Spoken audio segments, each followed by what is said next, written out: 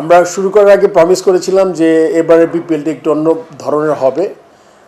সেই দিক থেকে বিবেচনা করে আমরা চেষ্টা করেছি এটার প্রোডাকশন। আপনার জিন্স স্টেডি আপনি জানেন যে ডিজিটাল একটা যেই যাদের রাইটস আছে তাদের বলেছি আমরা ডিজিটাল পেরিমিটার বোর্ড চাই আমরা। আপনার তারপরে টিভি প্রোডাকশন, যারা টিভিতে খেলা দেখাবে প্লাস প্রোডাকশন দুইটাই যাতে অত্যন্ত চমৎকার হয়। আপনারা জানেন হকাই, ডিআরএস এগুলো সবই থাকবে।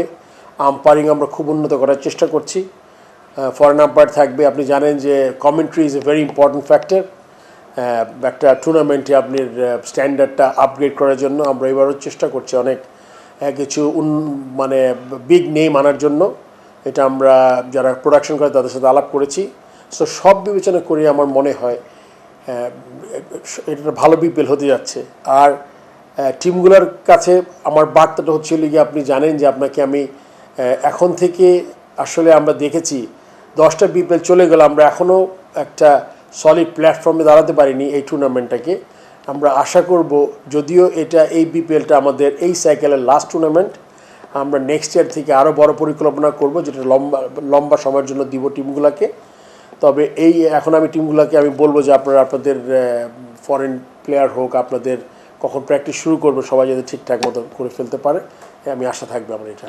ফ্যানদের জন্য তো আমি বলবো যে এবার আমাদের টিকেটিং যেই জিনিসটা আমরা দেখি সবসময়, টিকিটে একটা মানে টিকিট তো সবসময় যখন চাহিদা বেশি থাকে একটা বিড়ম্বনা হয়।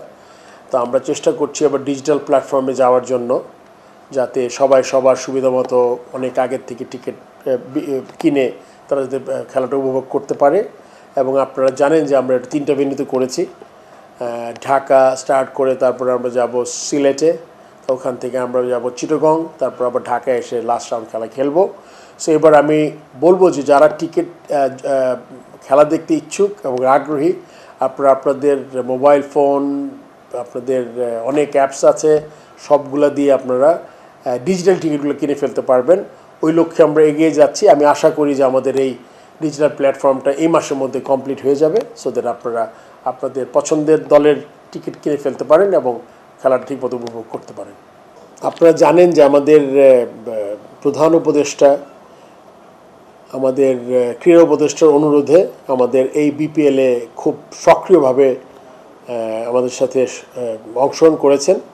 এবং আপনারা সবাই জানেন যে আমাদের ডক্টর মোহাম্মদ ইউনূস 2014 বা 16 সালে হয়তো বা ফ্রান্সের যেই এবার আমরা অলিম্পিক দেখলাম, ওই সময় যে তাদের ওই অলিম্পিকটা পেতে সাহায্য করেছিল তার একটা স্পিচে, সেই দিক থেকে বিবেচনা করলে আমার মনে হয় যে তিনি এত বড় বড় জায়গায় এত বড় প্ল্যাটফর্মে কাজ করেছেন।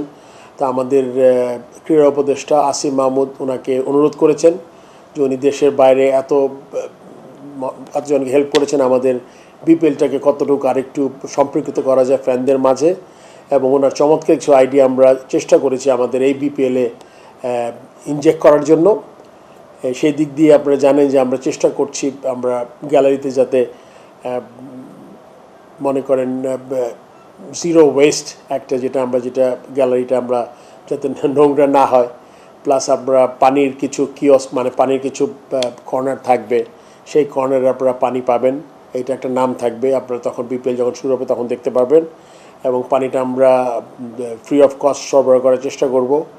আমাদের এই স্টেডিয়ামের ভিতরেও আমরা চেষ্টা করছি আমাদের জিরো ওয়েস্ট জোন একটা গ্যালারির মতো থাকবে, যেখানে আপনারা বসে ওখানে দেখতে পারবেন সব আপনার জিরো ওয়েস্ট থাকবে ওখানে আর কি। এবং স্টেডিয়ামের আশেপাশে জায়গাটা আমরা চেষ্টা করব ক্লিন রাখার জন্য। সো বেশ কিছু নতুন জিনিস আসছে, আমরা আশা করি সবাই আপনারা উপভোগ করবেন।